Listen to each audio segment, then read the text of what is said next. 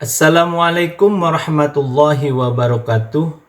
Bapak Ibu sekalian dari unsur sekolah, pertama sekali kami ucapkan terima kasih atas kehadiran Bapak Ibu sekalian yang telah memenuhi undangan kami dari Ban SM Provinsi Jawa Barat untuk mengikuti program sosialisasi akreditasi SM pada tahun 2023 ini.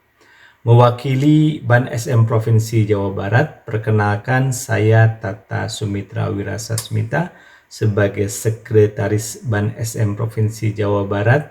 Sekali lagi mengucapkan terima kasih atas kehadirannya dan mudah-mudahan apa yang menjadi impian kita bersama untuk sama-sama mewujudkan proses akreditasi bermutu demi menggapai atau mewujudkan pendidikan bermutu di Provinsi Jawa Barat ini dapat diwujudkan.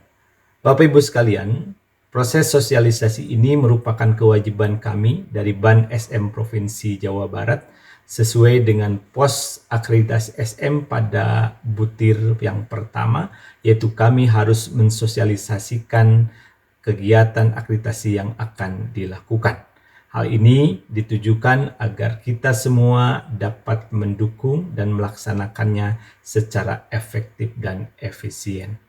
Apa yang akan menjadi targetkan kita di proses atau di program sosialisasi ini adalah sebagai berikut. Yang pertama adalah Bapak Ibu sekalian dari pihak sekolah madrasah, kami harapkan pada akhirnya nanti akan mendapatkan informasi terkait kebijakan dan mekanisme pelaksanaan akreditasi khususnya di tahun 2023 ini.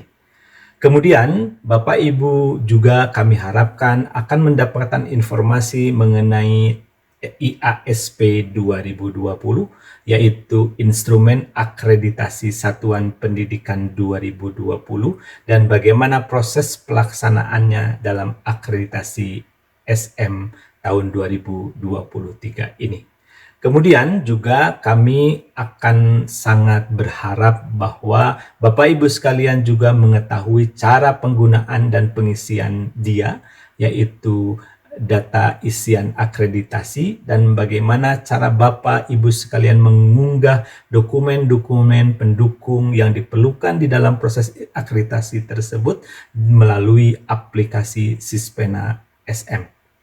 Kemudian yang keempat, kami berharap juga Bapak Ibu sekalian sebagai wakil dari sekolah dapat menerima informasi mengenai kapan batas waktu dan pelaksanaan akreditasi SM pada tahun 2023 ini dilaksanakan. Dengan demikian, ketika Bapak Ibu sekalian mengetahui batas waktunya, maka Bapak Ibu sekalian dapat mempersiapkan sebaik-baiknya untuk mengikuti akreditasi ini. Bapak Ibu sekalian, itulah target ataupun harapan kita yang akan kita capai nanti di akhir dari proses sosialisasi ini, dan mari nanti kita sama-sama melihat dan mengukur apakah target-target tersebut sudah dapat kita capai atau tidak. Karena dengan demikian sekali lagi ketika kita sudah memperoleh informasi tersebut dan memahami dengan lebih baik, maka insya Allah pelaksanaan akreditasinya itu akan dapat kita laksanakan dengan lebih lancar. Karena apa? Karena tentunya kita dapat menjalankan peran kita masing-masing sebaik-baiknya. Dalam sosialisasi ini yang akan saya soroti adalah bagaimana peran sekolah madrasah di dalam proses akreditasi ini, dan nanti Bapak Ibu sekalian juga akan tahu apa yang harus dilakukan oleh sekolah. Karena yang terlibat di dalam proses akreditasi ini banyak pihak, khususnya kalau dari Ban SM Provinsi Jawa Barat tentunya nanti ada asesor dan juga kita ada anggota Ban SM Provinsi Jawa Barat dan juga nanti akan sangat erat bekerja sama dengan Ban SM yang ada di pusat yang pada akhirnya akan kita tetapkan bagaimana hasil dari proses akreditasi yang sudah kita lakukan bersama-sama ini. Untuk selanjutnya mari kita lihat dan mari kita pahami bersama bagaimana sebenarnya kebijakan dan mekanisme dari proses akreditasi ini.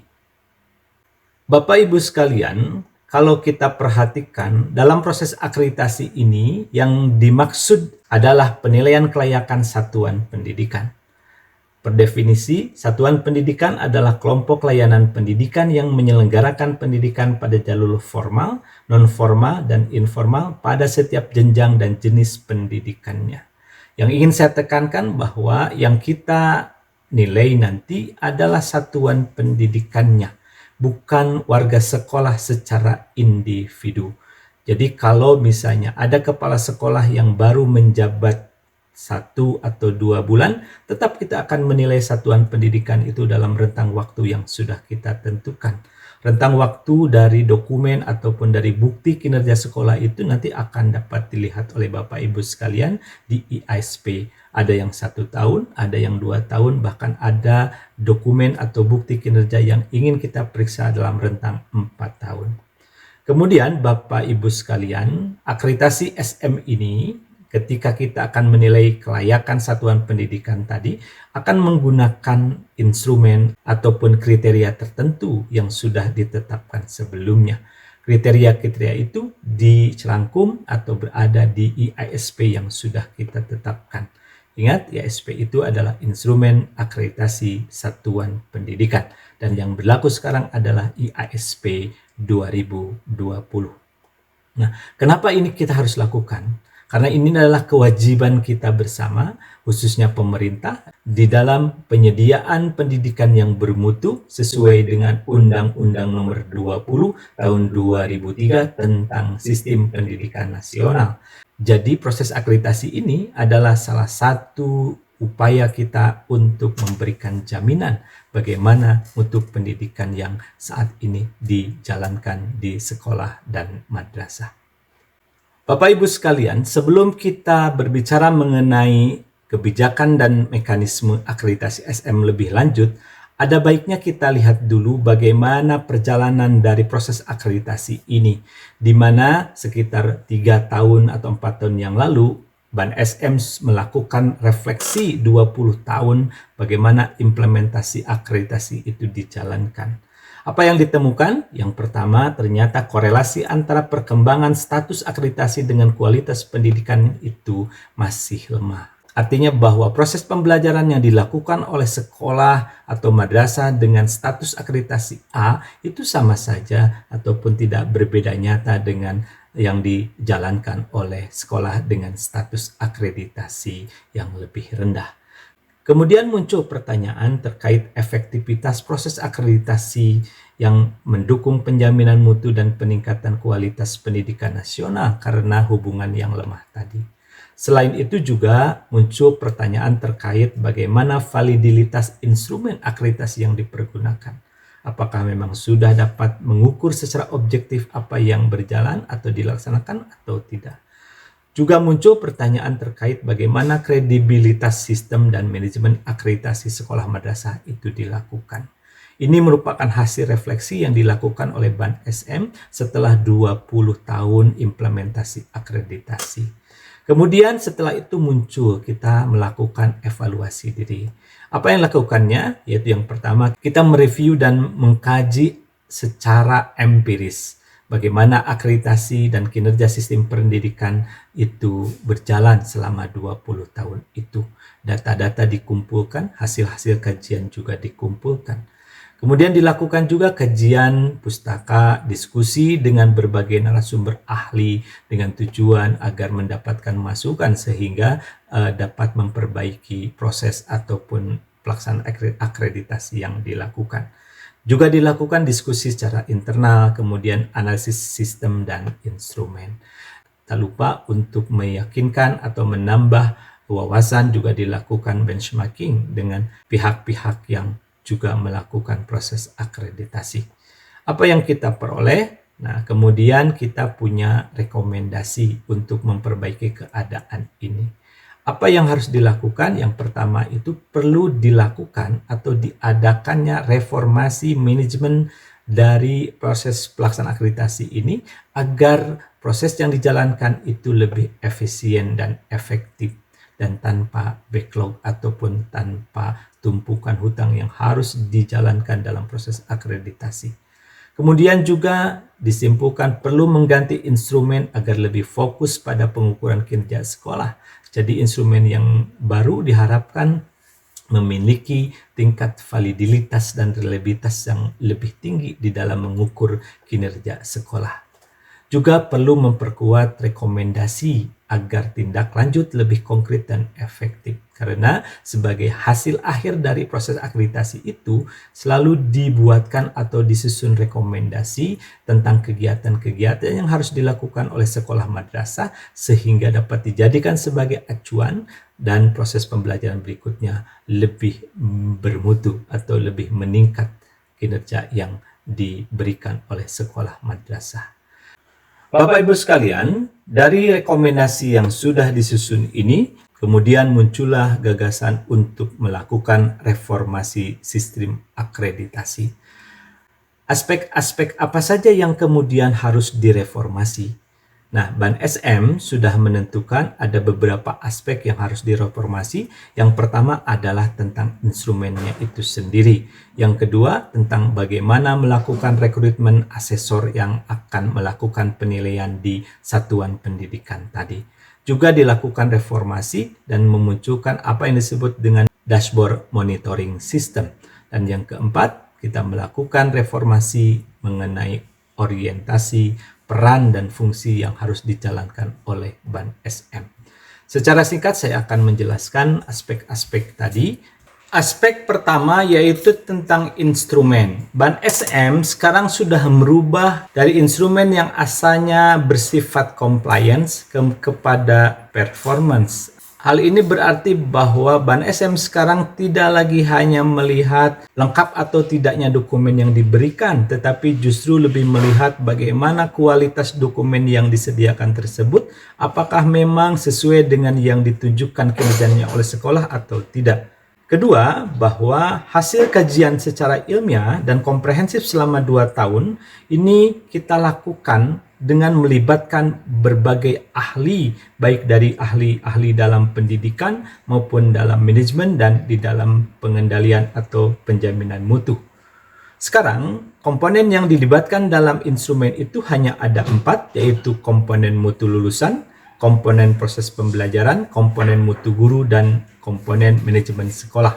Yang sebelumnya, komponen itu melibatkan 8 standar yang dapat nanti kita lihat di bagan atau diagram pada uraian selanjutnya.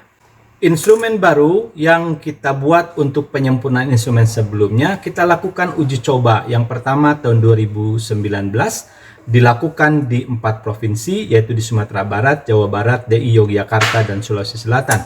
Dan pada tahun 2020 kita lakukan uji coba di 34 provinsi. Sebagai hasil penyempurnaan instrumen tadi, kemudian ditetapkan dengan Kepmen nomor 1005-P-2020, yaitu tentang kriteria dan perangkat akreditasi pendidikan dasar dan menengah yang kemudian dikenal dengan istilah IASP 2020. Kemudian dilakukan pilot project tahun 2020 pula, yaitu di 5.000 sekolah dan madrasah.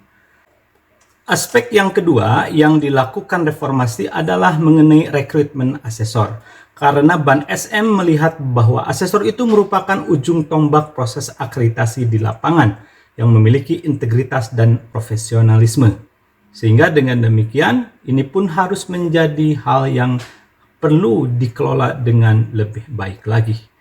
Nah, jadi ada perubahan di dalam sistem rekrutmen asesor Ban SM yang kemudian dilihat tidak hanya masalah teknisnya saja, tetapi juga dilakukan uji kompetensi terkait dengan kognitif dan non-kognitif yang dimiliki oleh calon asesor. Proses rekrutmen ini sangat luar biasa dan dilakukan dengan uji kompetensi. Dari 9.996 peserta seleksi, hanya 3.839 yang lolos menjadi asesor secara nasional. Di Jawa Barat sendiri, yang asalnya sejumlah lebih dari 3.000, sekarang hanya memiliki 851 asesor berdasarkan pola rekrutmen yang baru ini. Diharapkan bahwa Sistem rekrutmen yang baru ini dapat meningkatkan kualitas asesor, karena peningkatan kualitas asesor yang berlaku dapat atau diharapkan akan semakin mampu meningkatkan kepercayaan para pemangku kepentingan kepada hasil akreditasi SM yang dilakukan. Aspek yang ketiga adalah apa yang dikenal dengan dashboard monitoring system. Dashboard monitoring system ini merupakan suatu mekanisme otomatis yang dilakukan untuk proses akreditasi, di mana ini didasarkan ataupun akan menampilkan indikasi kondisi mutu kinerja sekolah madrasah berdasarkan indikator kinerja yang dilaporkan setiap tahunnya. Nah, Bapak Ibu sekalian, indikator kinerja yang muncul itu didasarkan kepada data sekunder yang dilakukan ataupun yang dikumpulkan oleh Ban SM dari berbagai sumber. Ada yang dari Dapodik, yaitu miliknya Kemendikbud, ada dari EMIS, yaitu sistem di Kemenag, juga ada dari asesmen kompetensi minimal, ada survei karakter dan survei lingkungan belajar yang terpadu di dalam asesmen nasional. Dan ini dijadikan sebagai indikasi ataupun sumber data untuk dapat menentukan kinerja sekolah. Karena bagaimanapun juga indikator-indikator ini relevan dengan indikator yang dipergunakan di dalam instrumen akreditasi satuan pendidikan tadi. Artinya kalau kondisi yang dihasilkan oleh sumber data eksternal ini positif atau meningkat, maka harusnya kinerja sekolah pun akan terukur meningkat dengan menggunakan instrumen yang dimiliki oleh Ban SM. Kemudian Bapak Ibu sekalian, ya, jadi dari dashboard monitoring system ini nanti akan memunculkan apakah sekolah memiliki kinerja status quo atau tetap, apakah ada indikasi kinerjanya meningkat atau menurun. Dan keluaran dari indikasi ini akan dijadikan kebijakan ataupun perlakuan selanjutnya dari Ban SM terhadap pola ataupun pelaksanaan akreditasi untuk sekolah madrasah tersebut. Nah, treatment atau perlakuan yang akan dilakukan misalnya bahwa jika tingkat mutu yang ditunjukkan adalah tetap atau meningkat, maka akan dilakukan proses akreditasi secara otomatis. Apabila sebaliknya, yaitu kinerjanya ada indikasi menurun, maka nanti akan dilakukan akreditasi ataupun visitasi kepada sekolah madrasah yang kinerjanya menurun tersebut. Aspek yang keempat yang dilakukan reformasi oleh Ban SM adalah tentang reorientasi peran dan fungsi dari Ban SM tersebut. Nah, upaya pembangunan kemitraan kemudian dilakukan oleh Ban SM dengan berbagai stakeholder atau pemangku kepentingan. Hal ini dimaksudkan untuk lebih meningkatkan sinergisitas Ban SM dengan para pemangku kepentingan tersebut. Kemudian Ban SM juga fokus kepada kajian yang bersifat akademis untuk menjaga kesinambungan mutu satuan pendidikan yang dinilai kinerjanya. Kemudian orientasi peran dan fungsi selanjutnya adalah fokus kepada percepatan tindak lanjut hasil akreditasi yang sampai saat ini dirasakan belum berjalan secara optimal. Maka dengan kemitraan yang dibangun diharapkan tindak lanjut untuk perbaikan mutu dari sekolah madrasah yang dinilai akan lebih cepat dengan kerjasama misalnya dengan pemerintah daerah. Sehingga dengan demikian dari tahun ke tahun mutu pendidikan yang ada di Jawa Barat ini akan semakin meningkat. Juga kita akan mendorong pemerintah pusat dan pemerintah daerah untuk proaktif dalam menindaklanjuti hasil akreditasi. Karena bagaimanapun juga hasil penilaian yang diperoleh pada akhirnya akan sangat bergantung dari respon pemerintah pusat atau pemerintah daerah bagaimana menindaklanjutinya. Karena yang memiliki otoritas ataupun kendali lebih kuat tentang proses pembelajaran dilakukan adalah pemerintah pusat dan pemerintah daerah itu sendiri. Bapak Ibu sekalian, berdasarkan uraian tadi, mudah-mudahan Bapak Ibu sekalian semakin yakin bahwa proses reformasi yang dilakukan terkait dengan sistem akreditasi sudah dapat menjadi bukti yang kuat bahwa peningkatan kualitas proses itu dapat kita lakukan dengan mudah sekarang ini.